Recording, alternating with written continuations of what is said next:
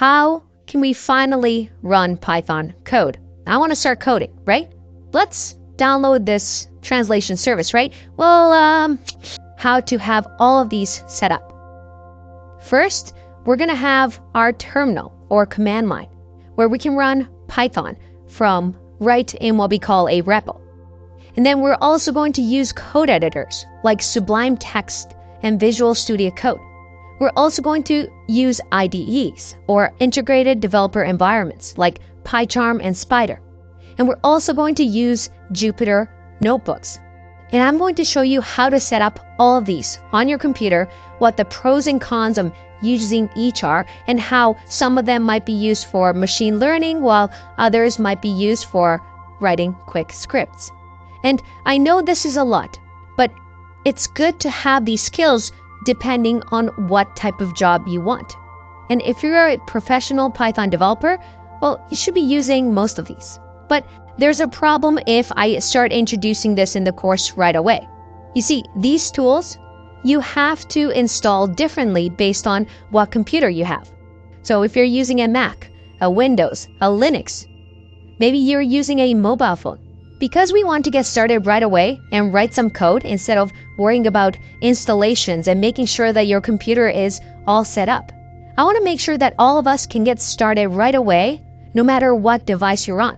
Now, if you're really keen, head on over to the section where I show you how to install all these on all of your devices so that you have it set up. And you can come back to this section.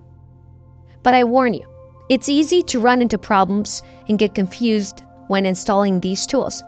So I recommend sticking with what I'm about to show you, and I promise we will get you this professional setup. No other course is going to teach you all these things. But before I dive into these, we need to learn, well, we need to be able to just have fun and write some code. So what is this trick that I keep mentioning where we don't have to install any of these and still run Python? It's called REPL. You see, instead of us having to download this, we can go to repl.it. And when you go here, you'll get a login screen. Now, I recommend creating an account on here because trust me, it's going to be very useful. It's one of my favorite tools, and it allows you to save Python files just online. For example, once you log in and create an account, you can just create a new REPL, choose the language that you want to use. In our case, we want to choose Python. We can name our REPL. So we can just call it Hey.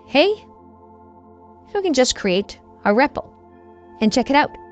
Right away, we have, without ever downloading this Python translation service, we can actually start writing Python right here in our browsers. And this is going to work for anybody that has an internet connection and a browser because this interpreter just runs automatically here.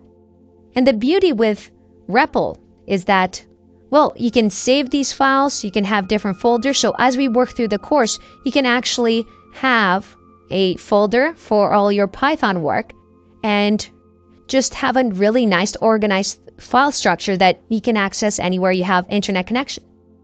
Now, if you don't want to sign up for repl.it, it's completely free. You can also use this open source glot.io, which again, you go to Python and you're able to run Python online. So take your time, sign up for repl.it, and let's get started with our first Python program. I'm finally getting there. In the next video, we're going to write our first piece of code. No more waiting. It's coding time. So I'll see you in the next video. Bye-bye.